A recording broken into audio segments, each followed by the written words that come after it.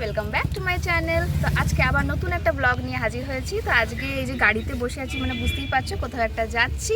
তো আজকে আমরা অনেক দূরে একটা ঘুরতে যাচ্ছি, কিন্তু কোথায় যাচ্ছি আপাতত এখন বলবো না, এখন সারপ্রাইজ থাক। তো তোমরা আমার জার্নির সঙ্গী থাকো, চলো।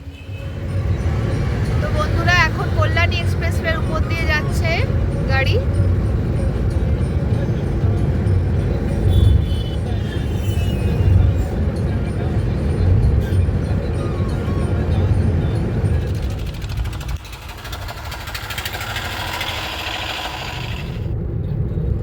রাস্তাটা এতটা জ্যাম ছিল, রানাঘাটের এই জ্যামটা, যার জন্য আমাদেরকে ওই দিক থেকে আবার গাড়িটা ঘুরিয়ে এদিক থেকে আবার এদিক থেকে নিয়ে আসতে হবে, ইউটার্ন নিয়ে। রাস্তায় একবার এই যে লম্বা জ্যাম শুরু হলে, তখন গাড়ি মাঝখানে ঢুকে গেলে তখন দাঁড়িয়ে থাকতে হবে অনেকক্ষণ।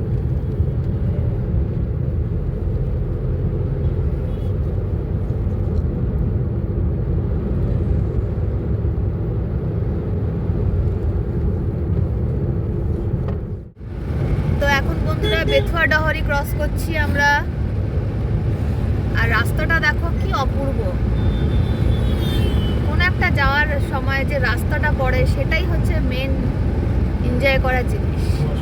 পৌঁছে গেলে তো পৌঁছেই গেলাম, কিন্তু যে যেতে যেতে যে রাস্তার যে মজাটা নেওয়া, আমার মনে হয় অন্তত, মানে এটা আমার মতে, যে সেই মজাটা কিন্তু একটা অন্যরকম মজা। যেখানে যাচ্ছি অবশ্যই গন্তব্যটা তো অবশ্যই, সেটা তো যাওয়ার জন্যই যাচ্ছি, কিন্তু যেতে যেতে যে আনন্দটা, মজা করাটা, সেটা একটা আলাদাই ব্যাপার।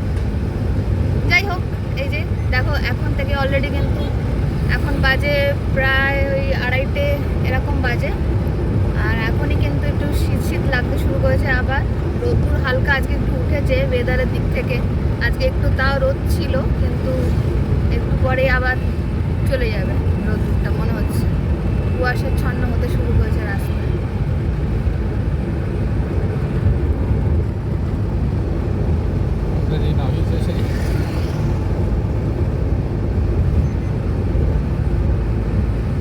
আর এই সময় দুদিকে শুধু সর্ষে ক্ষেত আর মূলো আর সর্ষের ক্ষেত, কিন্তু আফসোসের বিষয়, যখনই ফোনটা আমি ভিডিও করার জন্য তুলছি তখনই ওগুলো চলে যাচ্ছে।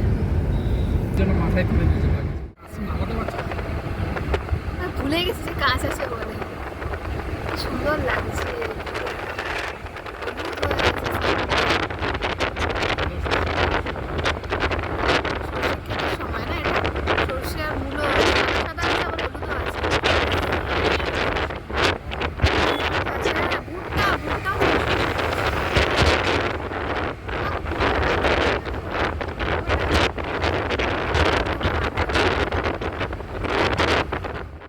বন্ধুরা, আমরা এখন পলাশী ক্রস করছি।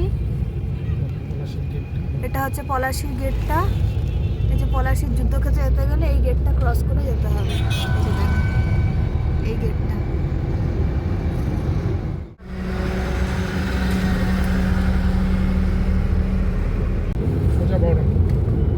সামনে রাস্তা ভাগ হচ্ছে, ডান দিকের রাস্তাটি নিয়ে বহরমপুর বাইপাস ধরছি।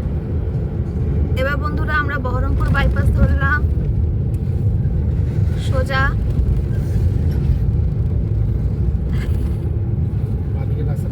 এই যে বাঁদিকের রাস্তাটা, এটা হচ্ছে বহরমপুর সিটির দিকে চলে যাচ্ছে। আর আমি কোনো রাস্তা চিনি না, অ্যাকচুয়ালি আমাকে গাইড করছে, কিছু করার নেই।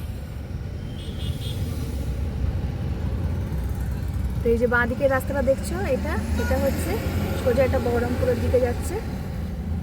আর এইটা সামনেরটা বহরমপুর সিটি। ও, এটা বহরমপুর সিটির দিকে যাচ্ছে, এটা বাইপাস হয়ে যাচ্ছে। এটা বাইপাস হয়ে আমরা যাচ্ছি।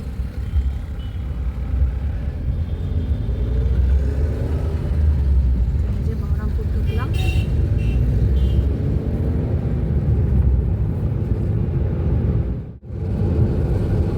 রাস্তাটা দেখছো বন্ধুরা, দেখো, ওয়াও, রাস্তাটা খুব সুন্দর।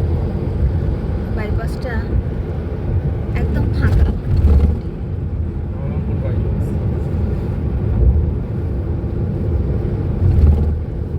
আর এখন অলরেডি প্রায় 4:30 বেজে গেছে। ঝুপ করে এরপর সন্ধে নামবে।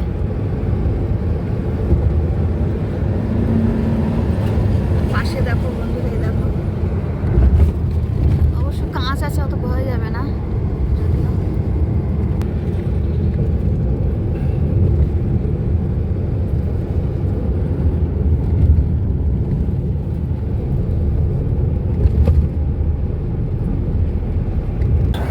ফারাক্কা দিয়ে এসে ফারাক্কা দিয়ে এসে এখান থেকে কি লাভ হলো এগে মাঝখান দিয়ে গাড়িটা ঢুকে আর ওর পেছনে চলে গেল। ফারাক্কা দিয়ে এসে হ্যাঁ, এটা এখান থেকে পার হচ্ছে হুগলি নদী। বলো, এটা হচ্ছে হুগলি নদী। হুগলি নদী পার। হুগলি নদী পার হচ্ছি বন্ধুরা। যে নিচে রাস্তাটা দেখো কি সুন্দর লাগছে, আকাশের সাথে রাস্তাটা যেন সামঞ্জস্য করে চলেছে। এটা বহরমপুরের হুগলি নদী।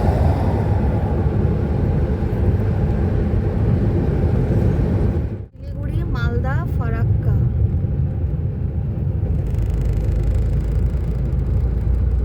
কিলোমিটার্স।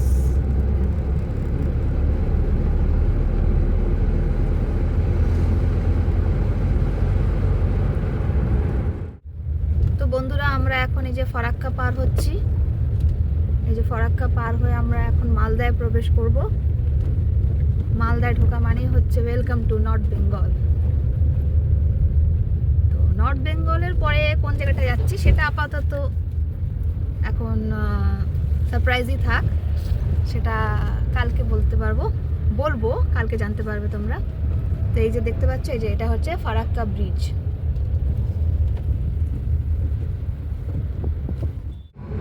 রায়গঞ্জ ঢুকছি। তো মালদা পার হয়ে এখন রায়গঞ্জে ঢুকছি।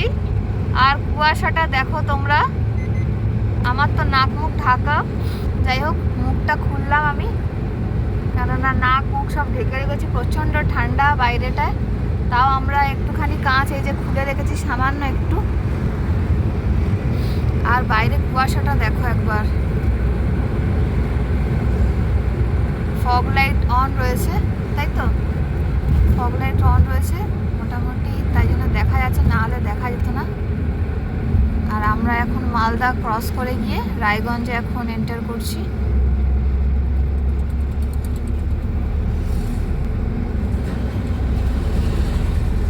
আর NH12 এটা। তো রাতের বেলাতে এখানে এই বড় বড় ট্রাকস এইগুলোই সব দেখতে পাবে।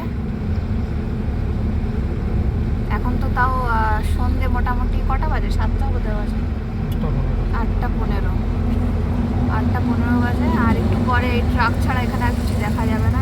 নর্মালি হাইওয়েগুলোতে এরকমই হয় যে আর কিছুক্ষণ পর অন্য কোনো গাড়ি খুব একটা চোখে পড়বে না। তবে দূরপাল্লা বা যারা জার্নি করছে, ঘুরতে যাচ্ছে, সেই গাড়িগুলো অবশ্য যাবে।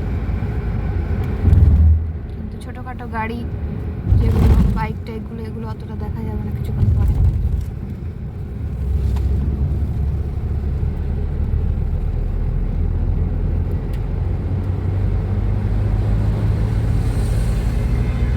বাপরে, পুরো একদম হয়ে রয়েছে, সাদা হয়ে রয়েছে আকাশটা দেখো।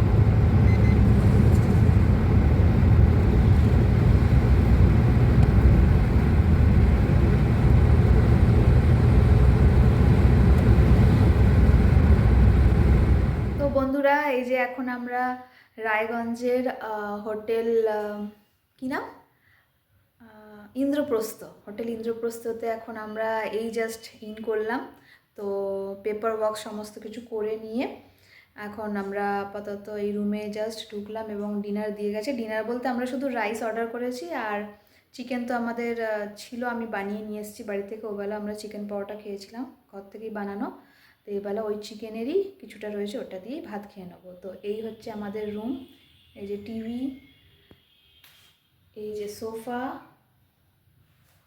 এখানে বেড রয়েছে, আর এখানে ওয়ার্ড্রোব রয়েছে। যদিও ওয়ার্ড্রোবে এখানে কিছু নেই, অ্যাস্ট্রে ছিল বাইরে, অ্যাস্ট্রেটা আমরা ঢুকিয়ে দিয়েছি, কারণ আমরা দুজনেই কেউ স্মোকার নই সেই জন্য। আর এমনি আর কিছু নেই, ওয়ার্ড্রোব ফাঁকা। তো এই হচ্ছে রুমের কন্ডিশন। আর এই যে এখানে কিছু কিছু আমাদের ফ্রুটসগুলো রাখা রয়েছে। এই যে আমাদের ফ্লাস্ক রয়েছে, আর এই টুকিটাকি ওরা যার টয়লেট্রিজ জিনিসগুলো দিয়েছে এগুলো রাখা রয়েছে। তো চলো এখন আমরা তাহলে, আমার কি অবস্থা পুরো মনে হচ্ছে যেন ভূতনি। তো এখন এবার আমরা ডিনারটা সেরে নিই, তো এরপর নেক্সট কথা বলবো এরপর নেক্সট ভিডিওতে। তো আজকের জন্য তোমাদের সবাইকে গুড নাইট, টাটা।